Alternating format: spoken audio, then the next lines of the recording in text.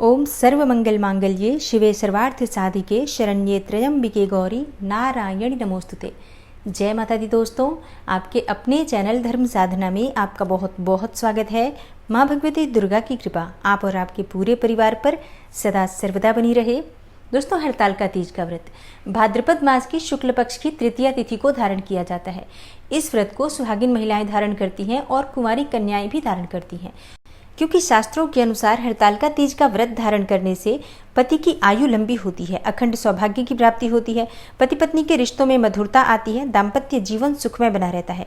और जिन कन्याओं के विवाह में बहुत अधिक विलंब हो रहा है या मन चाहे जीवन साथी की कामना हो, तो अगर हरतालिका तीज के दिन वो व्रत धारण करती हैं तो उन्हें उनके विवाह में आ रही बाधाओं से मुक्ति मिलती है, मन चाहे जीवन साथी की प्राप्ति होती है और आगे चलकर उनका वैवाहिक जीवन सुखमय होता है। तो बहुत महत्वपूर्ण होता है हरतालिका तीज का व्रत, जो कि भाद्रपद मास की शुक्ल पक्ष की तृतीया तिथि को धारण किया जाता है। और हाँ, ये व्रत बहुत ही कठोरतम व्रतों में से एक व्रत होता है। पूरी तरह से ये व्रत निर्जल और निराहार रहकर 24 घंटे से भी अधिक समय तक धारण किया जाता है। जैसे कि जब हम हरतालिका तीज का व्रत धारण करते हैं तो सूर्योदय से पहले ही जल ग्रहण करते हैं, जब सर्गी लेते हैं उसी समय जल ग्रहण किया जाता है और इसके बाद अगले दिन सूर्योदय के बाद ही हम जल ग्रहण करते हैं। तो ये पूरे 24 घंटे से भी अधिक समय हो जाता है जब हम बिल्कुल निर्जल और निराहार रहकर भगवान शिव और माता पार्वती की पूजा आराधना करते हैं, अपने अखंड सौभाग्य की प्राप्ति के लिए, अपने पति की लंबी आयु के लिए और हमारे जीवन में हमेशा खुशहाली बनी रहे, सुख समृद्धि बनी रहे और भगवान भोलेनाथ और माता पार्वती का आशीर्वाद सदा हमें प्राप्त होता रहे, इसके लिए प्रार्थना करते हैं। तो दोस्तों, बहुत महत्वपूर्ण होता है हरतालिका तीज का व्रत। और आज की वीडियो में मैं आपसे बात करने वाली हूँ कि हरतालिका तीज साल 2022 में कब है, तृतीया तिथि कब प्रारंभ हो रही है, कब समाप्त हो रही है और व्रत हमें कब धारण करना है, पूजा का शुभ मुहूर्त क्या होगा, पारण करने का मतलब व्रत खोलने का शुभ मुहूर्त क्या होगा और हरतालिका तीज के व्रत में सर्गी खाने का भी महत्व होता है। तो सर्गी हमें कब खाना चाहिए, किस समय खाना चाहिए और पानी कब पी सकते हैं, पारण का शुभ मुहूर्त क्या होगा, ये सभी जानकारी आज की वीडियो में मैं आपसे शेयर करने वाली हूँ। तो वीडियो को पूरा ज़रूर देखिए और अगर आपको आज की वीडियो अच्छी लगे तो लाइक भी ज़रूर कीजिए, क्योंकि आपके लाइक्स, आपके कमेंट्स मेरे लिए बहुत महत्वपूर्ण होते हैं। ये एकमात्र जरिया है जिनसे मुझे पता चलता है कि ये वीडियो आपके लिए उपयोगी है और आपको ये वीडियो पसंद आ रही है। तो अगर आपको वीडियो अच्छी लगती है तो लाइक तो ज़रूर ही किया करें और इसके साथ ही कमेंट बॉक्स में माता रानी के नाम का जयकारा भी ज़रूर लगाएं। इससे आप में सकारात्मक ऊर्जा की वृद्धि होती है। अगर आपका कोई सुझाव हो, कोई प्रश्न हो या कोई विशेष वीडियो देखना चाहते हो तो उसके लिए भी आप कमेंट बॉक्स में ज़रूर लिखें। और अगर आप चैनल पर पहली बार आए हैं, अभी तक आपने चैनल को सब्सक्राइब नहीं किया है, तो आज की वीडियो अगर आपको अच्छी लगे तो चैनल को सब्सक्राइब जरूर कर लीजिए और बेल बटन को भी प्रेस कर लीजिए। तो इससे ये होगा कि इस चैनल पर जो नई वीडियो अपलोड होंगी उनकी नोटिफिकेशन आपको सही समय पर प्राप्त होगी। तो सबसे पहले बात करते हैं कि हरतालिका तीज साल 2022 में कब है, तृतीया तिथि कब प्रारंभ हो रही है और कब समाप्त हो रही है। देखिए, तृतीया तिथि प्रारंभ हो जाएगी 29 अगस्त को सोमवार के दिन दोपहर में 3:20 पर और तृतीया तिथि समाप्त होगी 30 अगस्त को दोपहर में 3:33 पर। तो व्रत हमें कब करना है? देखिए, व्रत हमेशा सूर्योदय कालीन तिथि में ही किया जाता है और इस हिसाब से 30 अगस्त 2022 को यानी मंगलवार के दिन हरतालिका तीज का व्रत धारण किया जाएगा। और जैसा कि आप सब जानते ही हैं कि इस व्रत में माता पार्वती की पूजा आराधना की जाती है, उसके साथ ही भगवान गणेश की पूजा और भगवान भोलेनाथ की पूजा की जाती है। और हरतालिका तीज के व्रत में भगवान भोलेनाथ और माता पार्वती की और गणेश जी की मिट्टी की प्रतिमा बनाकर उनका पूजन किया जाता है।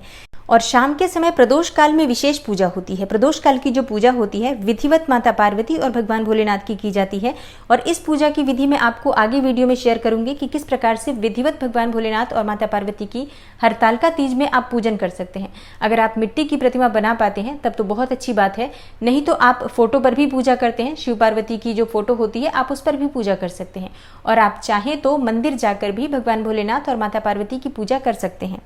तो हरतालिका तीज के संपूर्ण पूजा विधि के लिए वीडियो मैं आपको आगे शेयर करूंगी, लेकिन अभी के लिए मैं आपको एक छोटी सी जानकारी देना चाहती हूँ कि किस प्रकार से आप आज के दिन पूजा आराधना कर सकते हैं। लेकिन सबसे पहले जान लेते हैं पूजा के शुभ मुहूर्त के बारे में। देखिए, हरतालिका तीज के व्रत में दोनों समय पूजा की जाती है, सुबह भी पूजा की जाती है और शाम को भी पूजा की जाती है। तो सुबह की पूजा का जो शुभ मुहूर्त है 30 अगस्त को सुबह 6:05 से सुबह 8:38 तक है। और सुबह की पूजा आप किस प्रकार से करेंगे? देखिए, सुबह स्नान इत्यादि कर लीजिए और भगवान शिव और माता पार्वती की विधिवत पूजा आराधना कीजिए। जैसे कि आप अपने घर में जो नित्य पूजा करते हैं, प्रतिदिन जो पूजा करते हैं, बिल्कुल वो सारी पूजा संपन्न कीजिए और भगवान भोलेनाथ और माता पार्वती को साक्षी मानकर अपने व्रत का संकल्प ले लीजिए कि आज आपका हरतालिका तीज का व्रत है और जिस भी कामना से आप ये व्रत धारण कर रहे हैं, जैसे अगर आप सुहागिन महिला हैं तो अपने अखंड सौभाग्य की प्राप्ति के लिए और अखंड सौभाग्य की वृद्धि के लिए आप ये व्रत धारण कर रहे हैं, और अगर कुंवारी कन्याएं ये व्रत धारण कर रही हैं तो शीघ्र विवाह के लिए या मन चाहे जीवन साथी की कामना से कर रही हैं, तो जिस भी कामना से कर रहे हो आप अपने व्रत का संकल्प लीजिए। भगवान शिव से, माता पार्वती से प्रार्थना कीजिए कि आपका जो ये व्रत है निर्विघ्न पूर्ण हो जाए, किसी भी प्रकार की विघ्न बाधा आपके व्रत में ना आए। इसके लिए भगवान भोलेनाथ और माता पार्वती से प्रार्थना कीजिए कि वो आपकी मदद करें हर प्रकार से आपके व्रत को संपूर्ण करने में।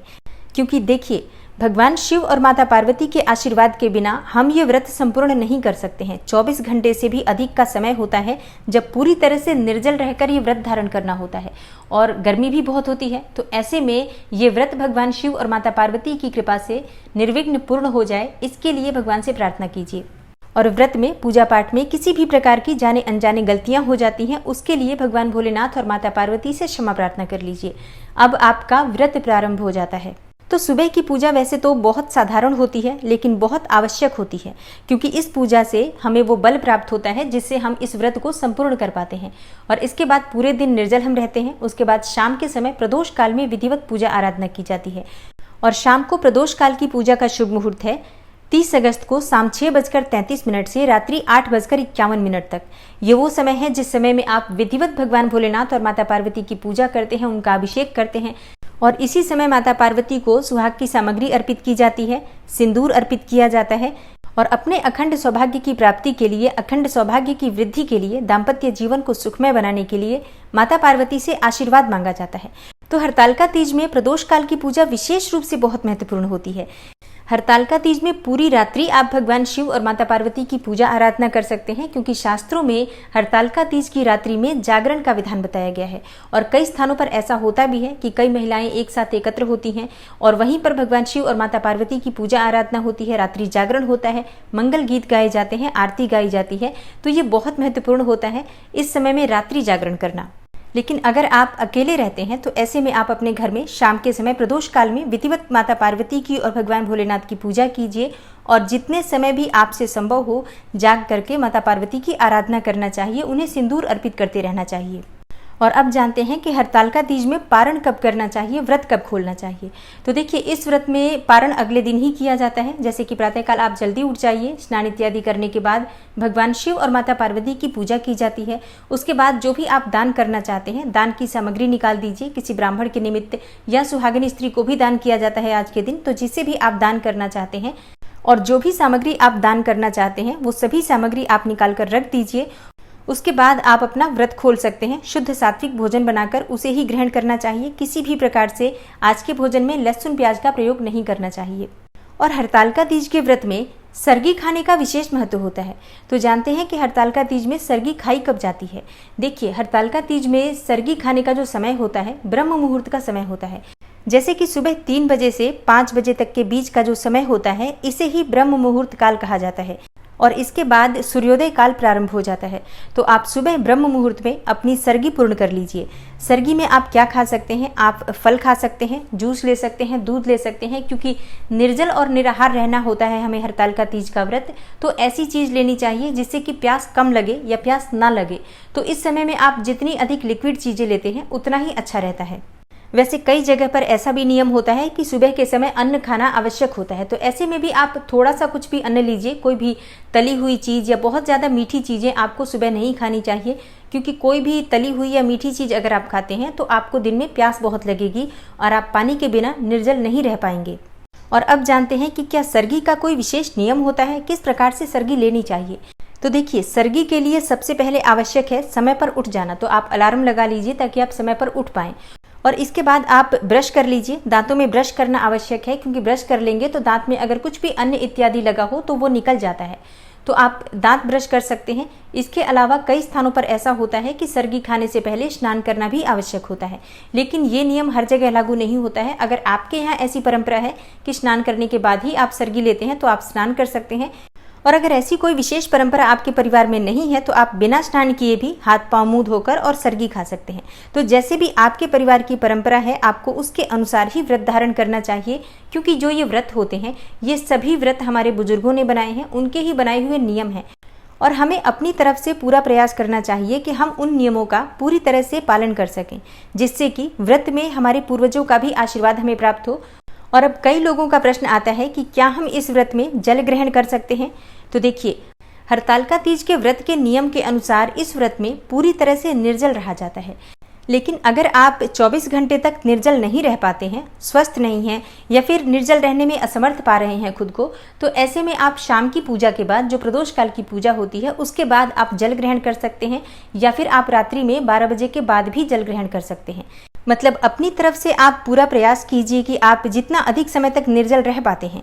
लेकिन अगर आप नहीं रह पाते हैं तो ऐसे में आप अपने स्वास्थ्य का ध्यान रखते हुए जल ग्रहण कर सकते हैं, कोई समस्या नहीं है। तो दोस्तों, ये है आज की वीडियो। हरतालिका तीज से संबंधित संपूर्ण जानकारी मैंने आपसे आज की वीडियो में शेयर करने की पूरी कोशिश की है। लेकिन अगर आपका कोई भी और प्रश्न हो हरतालिका तीज से संबंधित तो आप कमेंट बॉक्स में ज़रूर लिखें, तो सही समय पर आपको उस प्रश्न के ऊपर वीडियो मिल जाएगी या उस प्रश्न का उत्तर आपको मिल जाएगा।